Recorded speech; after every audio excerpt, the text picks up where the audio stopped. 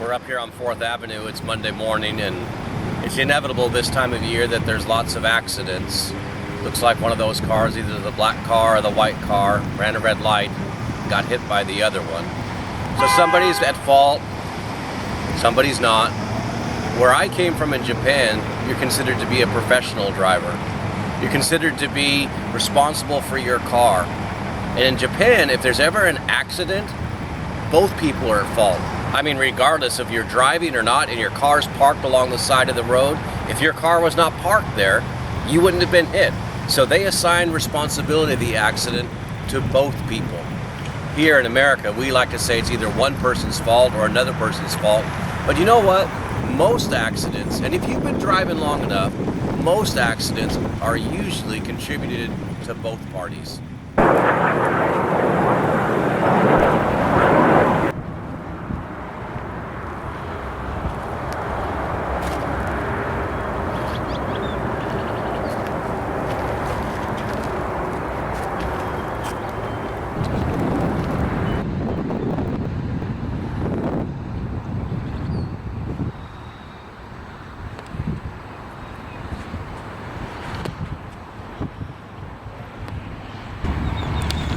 This car's obviously seen better days. I'm not sure how long ago, but it was involved in a pretty serious accident. Now it's been taken to the junkyard. It's been sold out for parts, and pretty soon a forklift's gonna pick it up and take it over to that compactor over there, and they're gonna compact it into a little square of scrap metal, and then they're gonna sell it. This car will never be driven again. And that's what happens to inanimate objects that are involved in accidents. We just take them to the junkyard and we throw them away. The problem in our series is our marriage was never meant to be thrown away. And what happens when we're involved in an accident? Fender benders, totals, total wipeout. What do we do with our marriage when it's involved in an accident?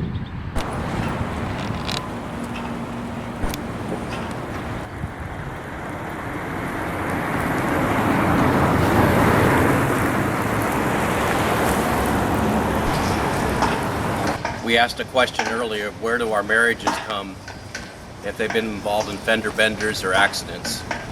And 50% of the time, they end up right here.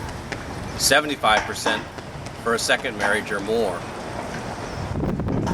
When we've been involved in an accident, we stand before a man or a woman who casts their opinion on whose fault it was, whether it's irreconcilable differences, etc. And the marriage is dissolved. It's dissolved by a man who has no regard, or a woman who has no regard for what the Bible has to say concerning the topic of divorce.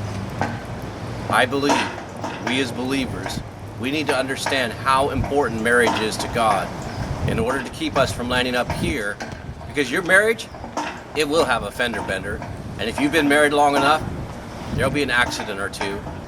But really, as believers, it never has to end up here.